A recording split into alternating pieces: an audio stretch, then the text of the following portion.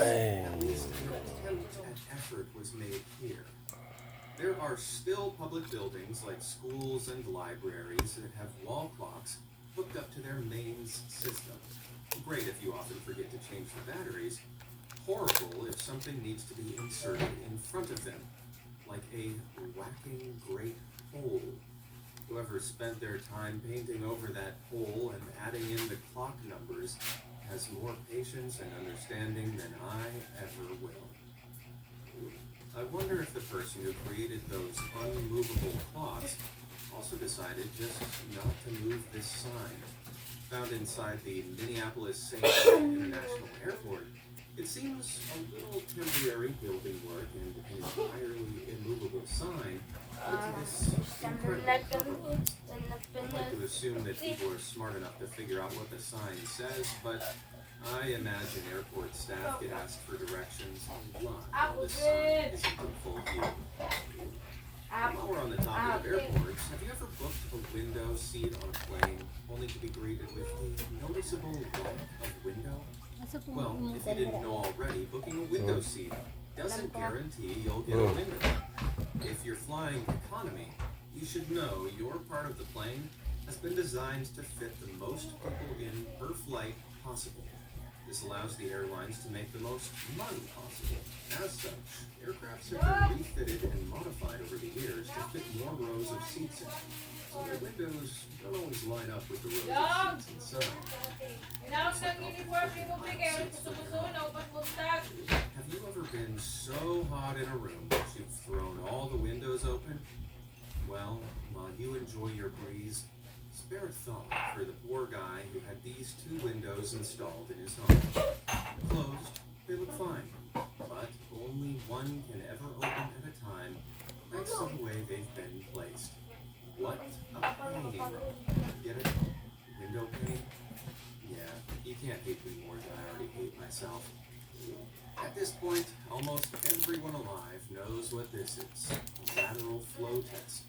After swabbing your nostrils and tonsils, you dunk your swab into some sterile solution, pop a few drops on this thing, and within a couple of minutes, you know if you've got the dreaded COVID-19. One line good, two lines bad. You all know the drill.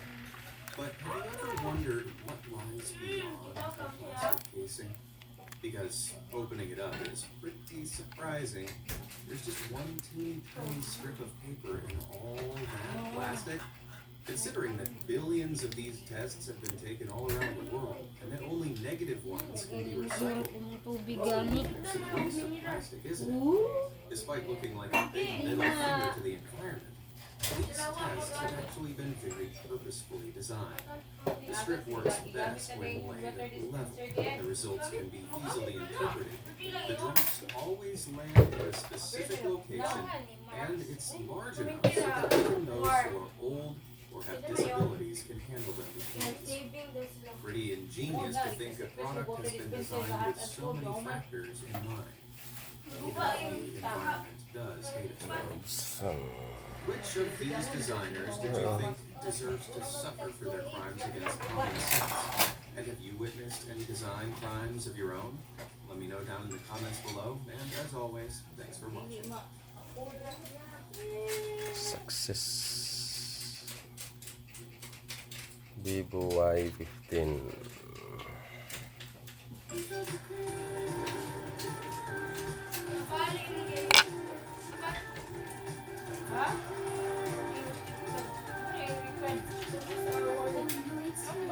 Sambot lang.